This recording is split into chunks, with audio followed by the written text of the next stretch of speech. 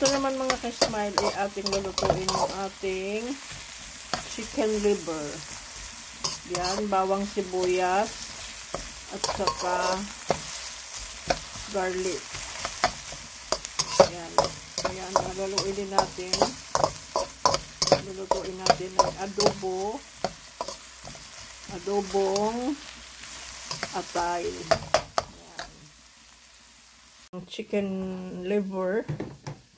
And then, ito yung ating balon-balonan. So, yan ang ating lulutuin. Paghaluin natin sila at gawin natin sila ng adobo. Napakasarap yan mga ka-smile. Ayan. O, diba?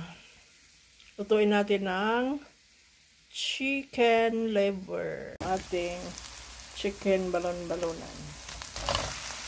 Unahin natin yan kasi matigas.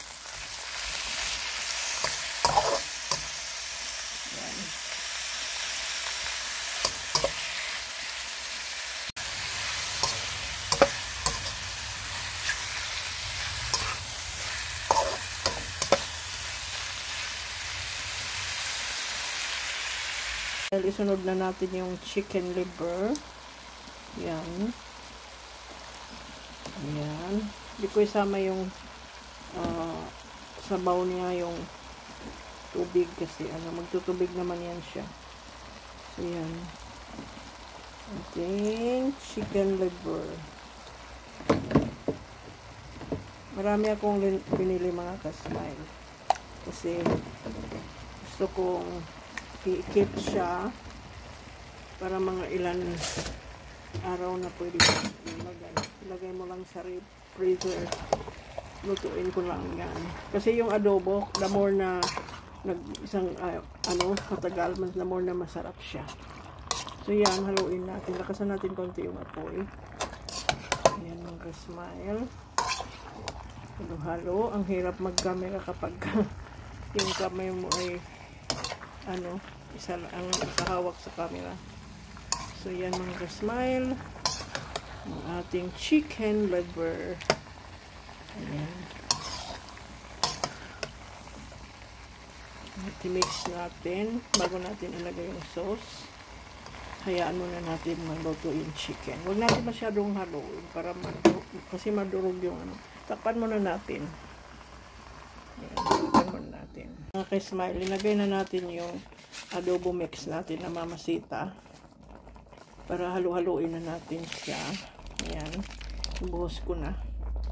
So ayan na siya, haluin na natin. Lakasan ko lang yung apoy, hininaan ko kasi. Ayan, diba, haluin muna natin at lagyan natin ng tuyo.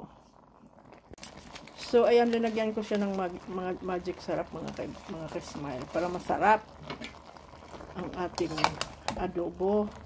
Tapos, lalagyan natin ng kaunting tuyo, oyster sauce, kahit meron na tayo mamasita sauce, adobong mix, lalagyan pa rin natin siya ng tuyo, konti, para masarap.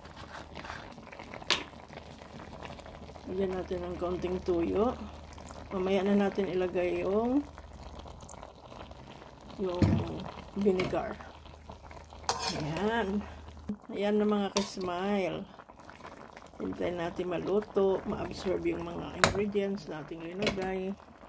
Di pala ako naglagay pa ng asin mga ka-smile kasi titikman muna natin kasi baka maalat masyado. Ayan. Kunin muna natin yung ating oyster sauce. Lagyan natin ng oyster sauce. Ayan yung aking oyster sauce. Thailand oyster sauce. Konti lang mga ka-smile para hindi siya masyadong maalat. So, halu-haluin ulit. Ayan. Tapos, para mag-balance yung alat at medyo matamis-tamis siya, lagyan naman natin EBC sauce. Balance sa tamis, sa alat. Ayan, sa tamis. Pang-balance natin sa alat, medyo matamis itong sauce na yan.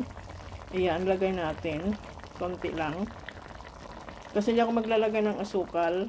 Bali siya na lang yung blend sa para medyo manamis-tamis yung ating adobo. Hindi siya masyado maalat. So, yan na mga ka-smile at hayaan na natin maluto. At mamaya na natin ilagay yung vinegar. Ayan. Mamaya lagyan natin paminta. So, yan yung ating chicken liver. Ayan. Kompleto na yan sa sangkap at magtitikman na lang natin. Tapos, i-add na lang natin mamaya yung vinegar.